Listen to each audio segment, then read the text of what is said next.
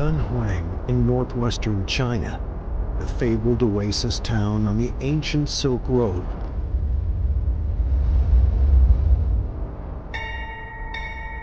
has fascinated people with the splendor of its wall paintings, the merchants ringing camel bells, and its history and legend shrouded in mystery. But few has realized that such magnificent historical legacy has resulted to a large extent from Dunhuang's distinctive natural surroundings. Located in the northwest of Gansu province, Dunhuang is where Gansu, Qinghai, and Xinjiang meet. The winds from the Gobi Desert in the west carry millennium-old sands in constant assaults on the town. Meanwhile, the Shul River nurtures it with water from the snow mountains.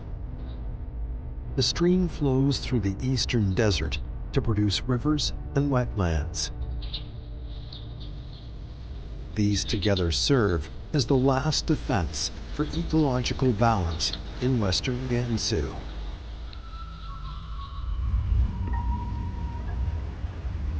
Water is the fundamental condition for all life to exist and endure. With high temperatures through the year and an annual precipitation below 39 millimeters, the Gobi Desert is a parched land.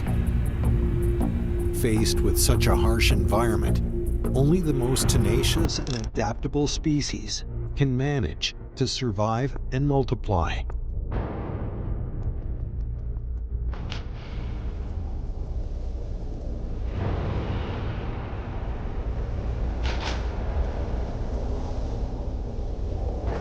The Przewalski's horse is an ancient clan around here, with an evolution history of 60 million years.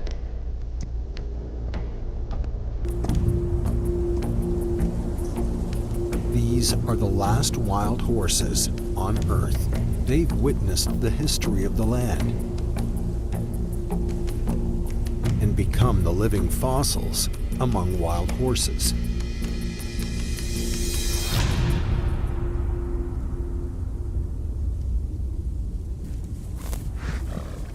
As a highly socialized herd species, they follow a strict hierarchy.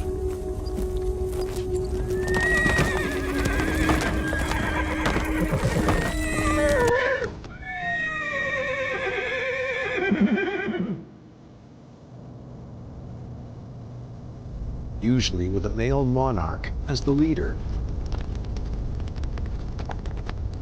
Each herd has its own turf.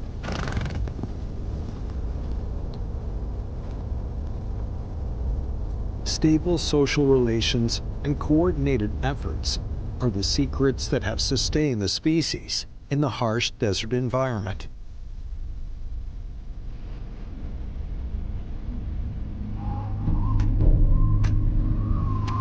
This herd is traveling through the Gobi Desert in quest of more food and water.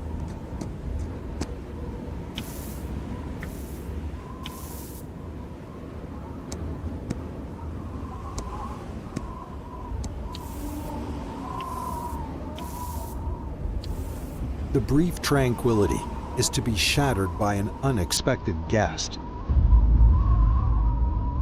Not far away in the desert, a young and strong male is approaching.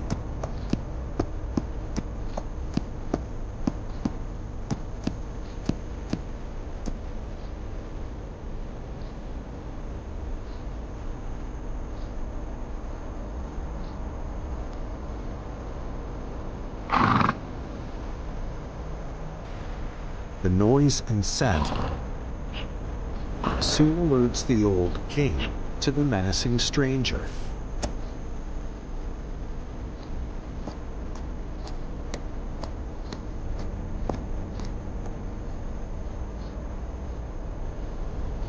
The young male has been driven out of its herd once it turned 3 and became an adult. The solitary roaming has given it an impressive physique.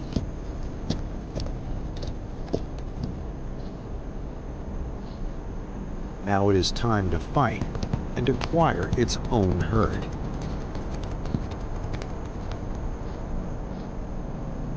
To possess their own turf and a stable clan and mating rights is an aspiration shared by all males.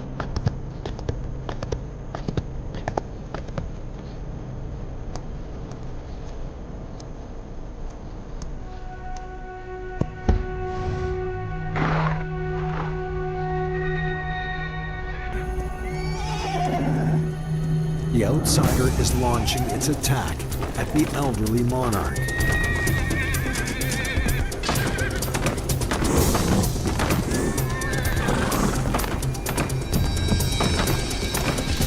But its advance is effortlessly thwarted.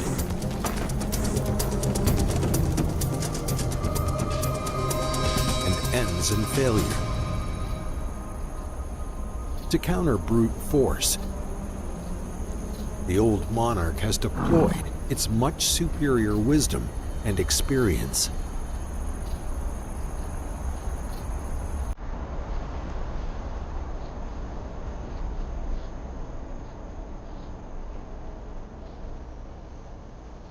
The harsh surroundings and threat of ambitious intruders have made the monarch realize the cruelty of his perilous position.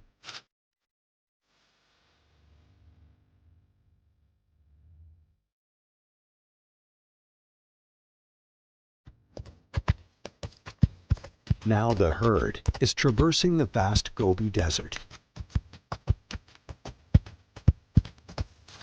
If they keep feeding on one piece of land, the food resource will soon be depleted.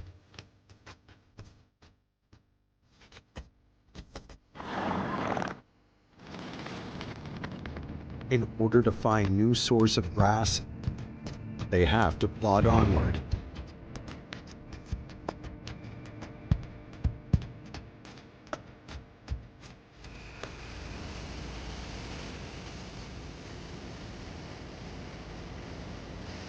The autumn is here,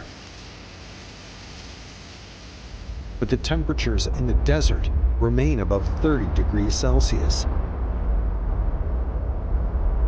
Under the scorching sunlight, the ground temperatures can reach around 40 to 50 degrees Celsius. The oppressive heat poses a fatal threat to many creatures.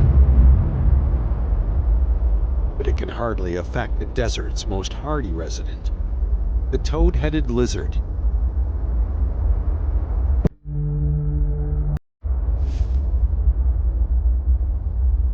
Found in Central and Southwestern Asia, this desert lizard has adapted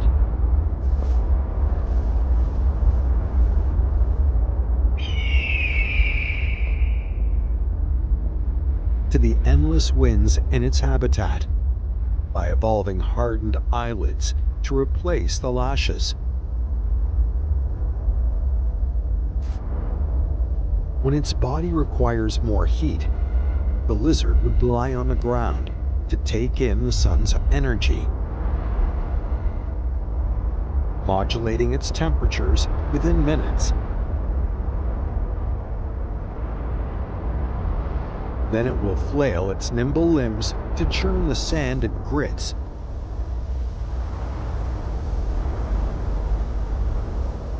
So that its body is buried underneath, out of the harsh, scorching sunlight.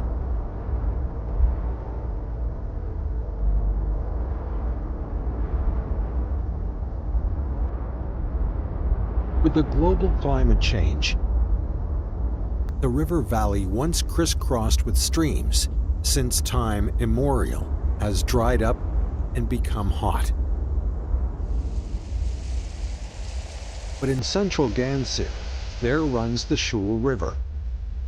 Its placid water has rolled on .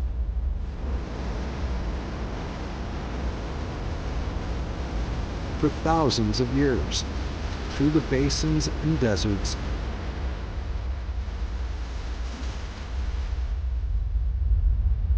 only to be headed off by the Kumutag Desert and scatter into a dreamscape dotted by tiny lakes. The Halaki wetland serves as a barrier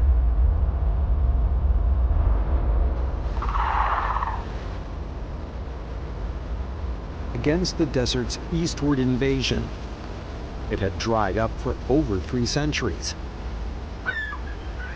until the recovery of the Shule River infused it with life again.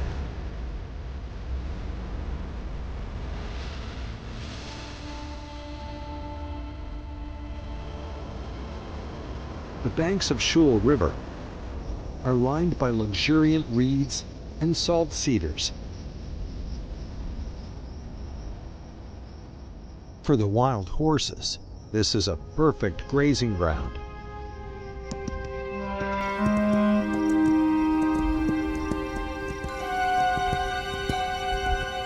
Bringing up the rear is the elderly king.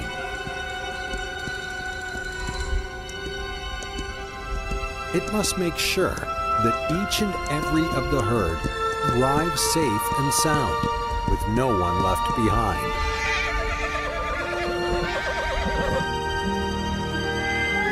Urged by its neighs and calls, the herd finally enters the wetland, blessed with abundant food and water.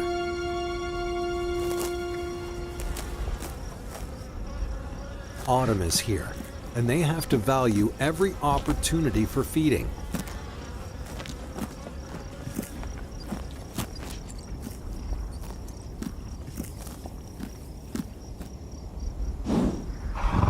But the Percipient king soon realizes that his herd is not alone in the new turf.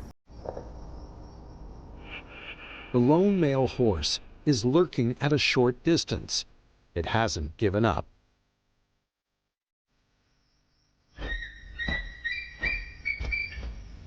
The young male doesn't give the old king much time to prepare.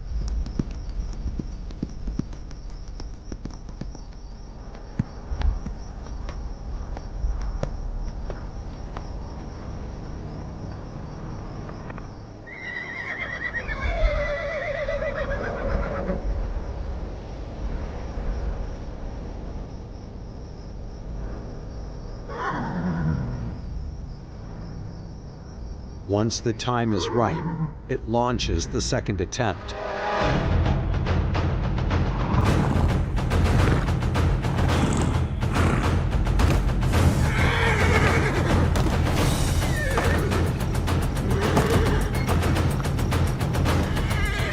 Ferocious as it may seem, the attack is not effective.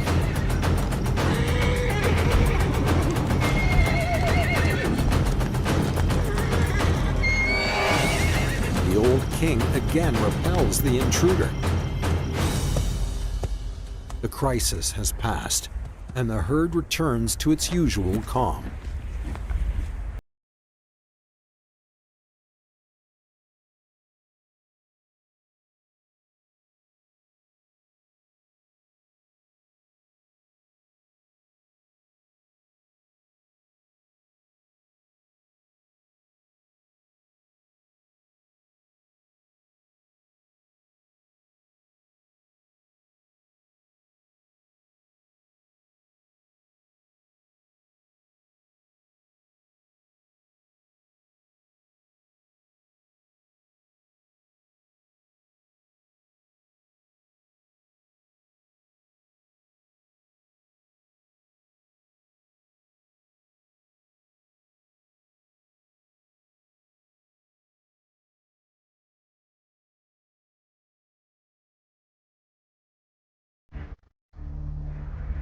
A mound with sheer bare sides is the definition of the word Yarde in the Uyghur language.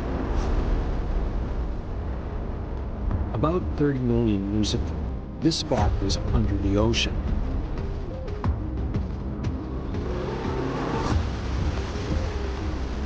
Long and relentless geological action had heaved up the ocean floor to form a rolling landscape of hills.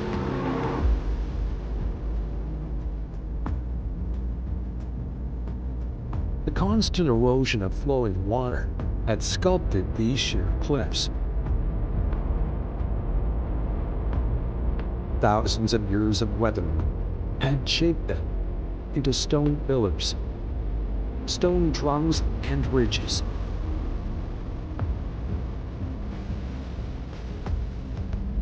And the boundless yellow sands converged into an expanding desert. Equally old as the Ardennes landform, in this vast desert is the only tall tree here, the desert poplar.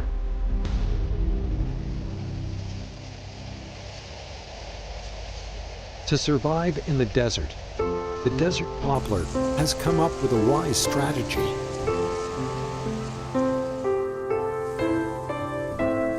In a desert poplar forest, while the trees seem to grow independently, actually, they have their roots linked together to form an extensive network underground.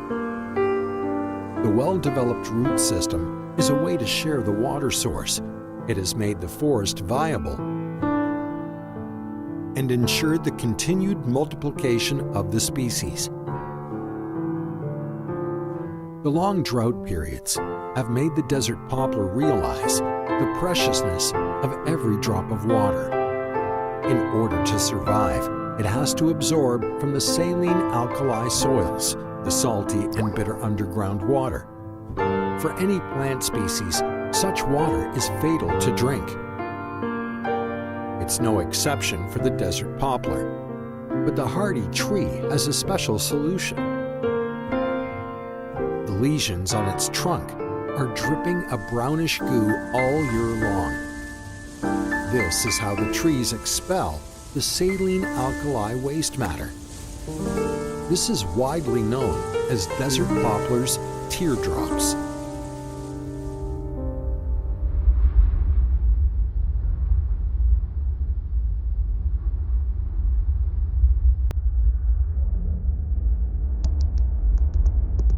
The king of the wild horse herd hopes to evade the pretender through constant moving. But the strategy doesn't work. The young male tails the herd doggedly.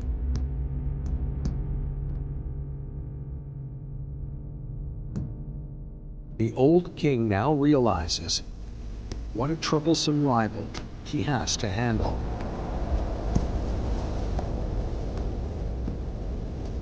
The several clashes and constant moving has left it tired and exhausted.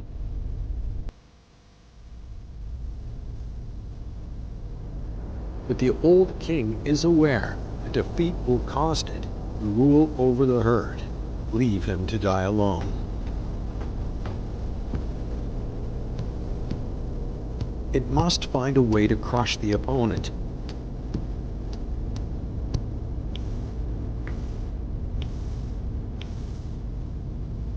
This time, the old king strikes out first.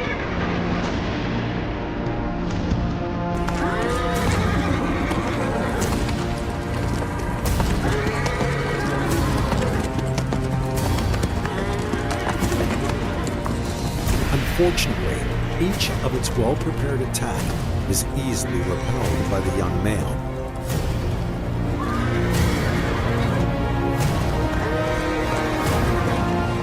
Members of the herd have acutely sensed the shift in power. Perhaps this is the moment of truth.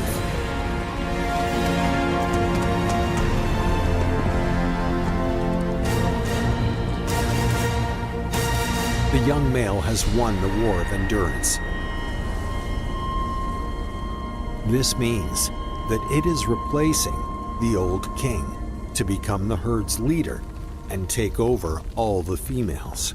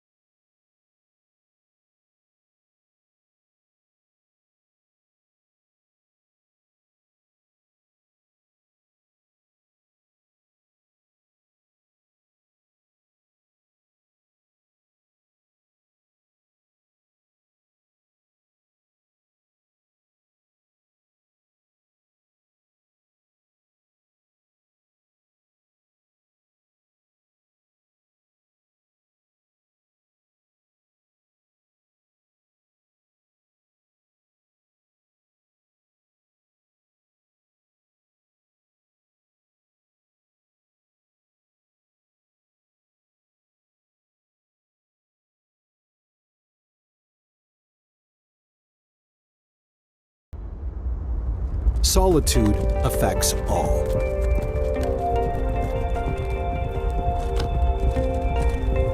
In the land of desolation lives another ancient and rare species, the wild Bactrian camel.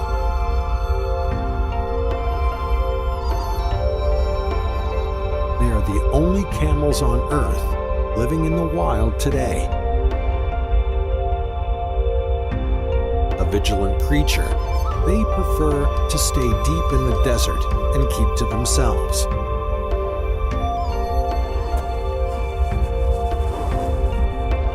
They can store water and energy inside the humps to prepare for the spells of scarcity in the desert.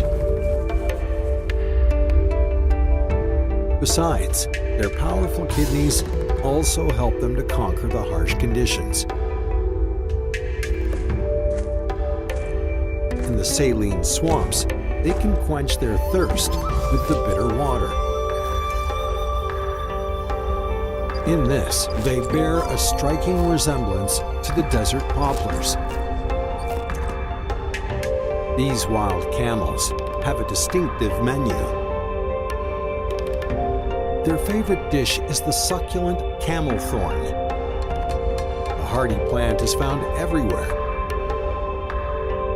Its needle-like stem thorns contain a rich supply of water. This is an important water source for animals.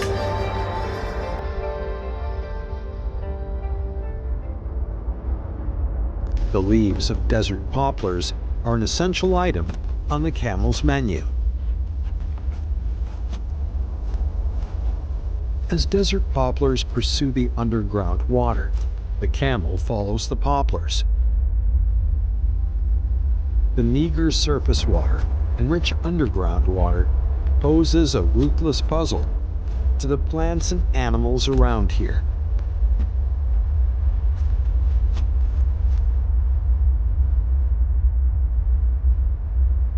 But the camels have used their wisdom to turn the puzzle into an elixir to sustain their life.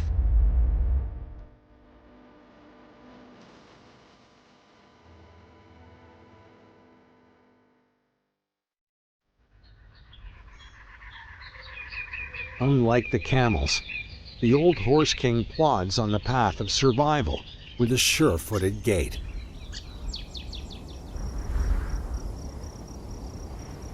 Although it knows the location of each and every oasis and water source, without the herd, it cannot expect to procreate.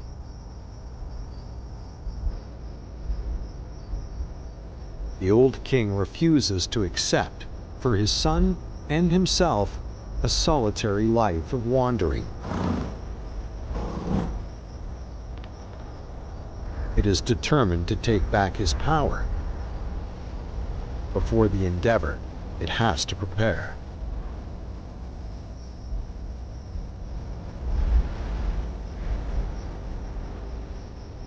After days of rest and recuperation, the old king takes its young son on the quest for its herd. The young son is already rearing to go. The battle will decide their fate. It will be his best coming-of-age gift.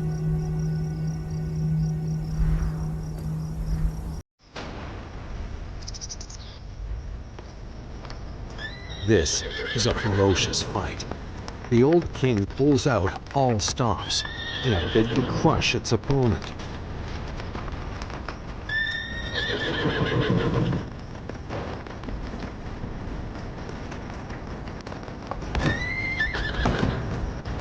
But his aging body renders the assaults ineffective.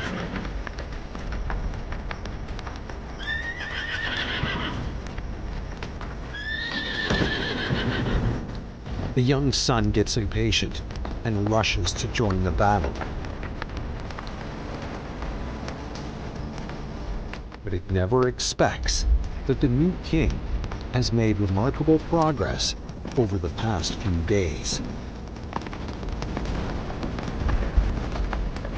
The young son's attacks are easily repelled with cunning maneuvers.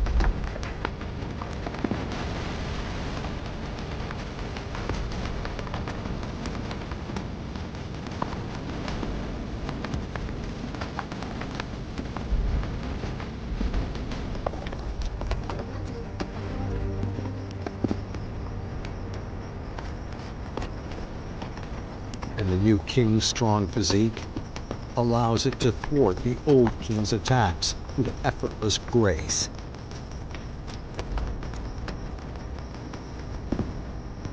Now the new king finds the chance to launch a counterattack.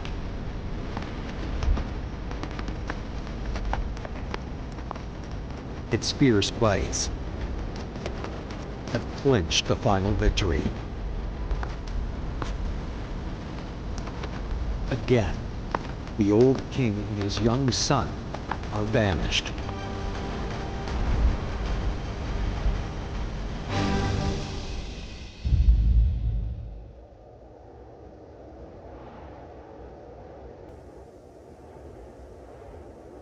The old king has realized that his era is gone. Its aging body can't resist the challenges from the next generation. But an even worse discovery awaits it. The young son has received a grievous wound during the battle.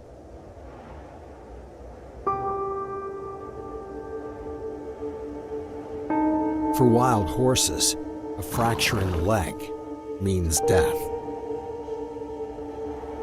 In the harsh desert environment, the loss of physical mobility will deprive them of the access to enough food and water.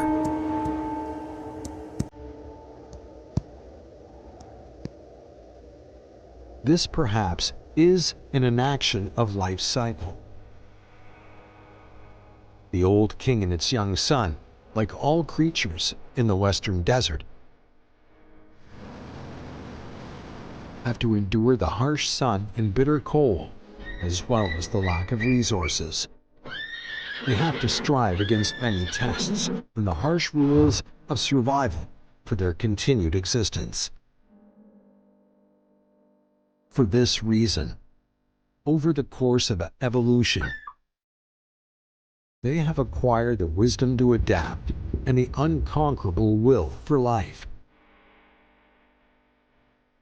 The ancient desert in western Gansu, under the guardianship of humanity, will maintain its exuberant life force.